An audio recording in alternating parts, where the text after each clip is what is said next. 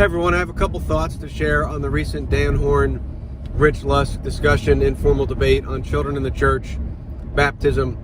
If you haven't watched that or listened to that debate, I encourage you to check it out. You can find that on the Lancaster Patriots YouTube channel. You can go to futureofchristendom.org or on any major podcast platform. Just look up the Lancaster Patriot and you can listen to that discussion.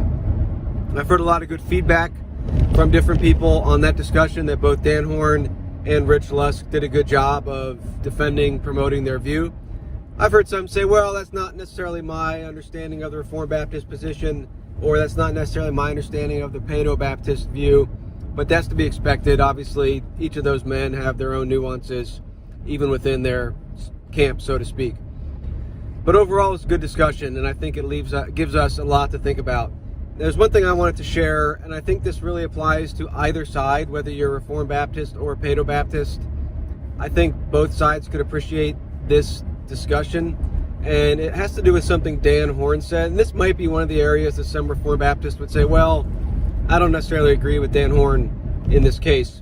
Others might agree with him, I don't know. But it has to do with the issue of very young children and whether or not they are always simply children of the flesh, or whether they can in fact struggle with sin and grow in righteousness. So this was in the context of a discussion where I believe Rich Lusk was saying, our children aren't, not all children are in bondage to sin and are children of the flesh. And in fact, I think Rich Lusk's position would be, our expectation should be that Christian children will be regenerated and converted, as it were, at a very young age. I don't think in that discussion he said that he can tell that he can see someone's heart, but that's kind of the paradigm he's operating from. And then I think he would say in his experience, he has seen very young children respond positively to correction, to instruction, to discipleship. And I think Dan Horn's rebuttal was, well, they're just responding to the use of the rod. They're responding to an external force, and that's why they are changing their behavior. But I do think there was maybe a slight contradiction there, because one of the things Dan Horn said was that he wouldn't receive a very young child, I don't know, 2-year-old, 3-year-old. He wouldn't accept their profession of faith in terms of membership, because he said if he did, he would have to immediately excommunicate him, the child. I don't know if that was hyperbole, but I think he mentioned it maybe twice, definitely once. And what he said was, if that child was baptized and received into membership of the church, he would have to be excommunicated almost immediately, because if you set that child down 100 times in front of another child with a toy, 100 times he's going to try to grab the toy or scream or whine or whatever.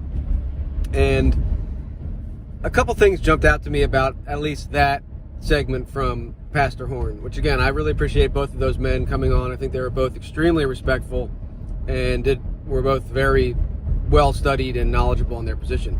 But that position, or that statement, kind of, I didn't really agree with it. And I think for two reasons. Number one, I don't think it's true that even a very young child will always grab the toy or will always disobey. And again, I think Dan Horn kind of alluded to that when he said, well, you can teach them to disobey with the rod.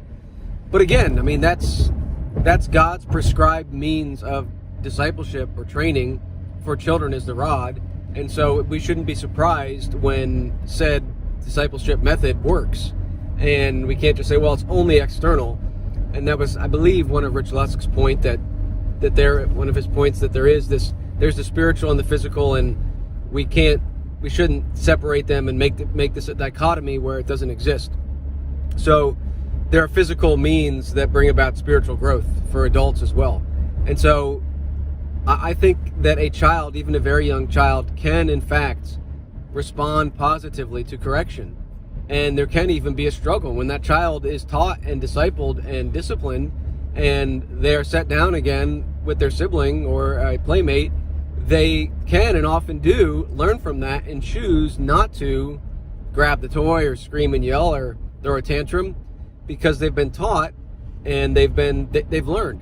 And there's a verse in Proverbs that says, even a child is known by his ways, by his deeds, whether they be pure and right. That's a paraphrase. I don't remember the exact verbiage. So even a child, though, you can tell, is this child responding? Are they growing? Are they growing in righteousness and putting sin to death, even in ways that, in ways that are appropriate for them? So that was the first thing. I think that it's not true that a child will 100% of the time disobey. Now, in the context of a pagan home where there's no discipline, maybe, but I don't think that's the context for either Rich Lusk or Dan Horn. So I disagreed with that line of argumentation. And related to that, the second thing would be, I think sometimes we think that our children's sin is so much worse than ours, and I think that's a mistake. In many ways, our sins as adults are far worse. A child's sin might just be more evident, because a child, if anything, a child doesn't have as much self-awareness to know that he shouldn't be throwing a tantrum in front of other people. I mean, maybe he doesn't have the pride to be like, well, if people see me sinning, it's gonna make me look bad. Children kind of say what they're thinking. They act on impulse often, and obviously that's a feature of immaturity, but it's not, just because adults don't have that problem doesn't mean our sin is less serious. And in many ways, I think our sin is worse. I mean, a child, for one thing, a child often moves on very quickly from that toy, and they're just reacting and then they move on. I'm not saying it's not sin, and I'm not saying it shouldn't be disciplined and corrected if a child's yelling or screaming or grabbing things, but they do move on fairly quickly.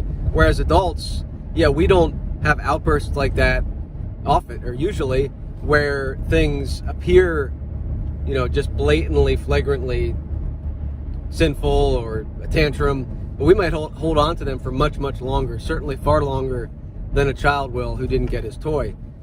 And moreover, our sins are more heinous if you take the language of the Catechism, the Westminster Catechism, because as adults, we've been Christians, assuming we're Christians, we've been Christians for a long time. We're in a position that people will follow us. My sins are much more serious than my 4-year-olds, my 9-year-old, my 11-year-old, because I'm someone who has authority, who's leading my wife and children, and it's more likely that people will follow me in my sins than it is that people will follow my children.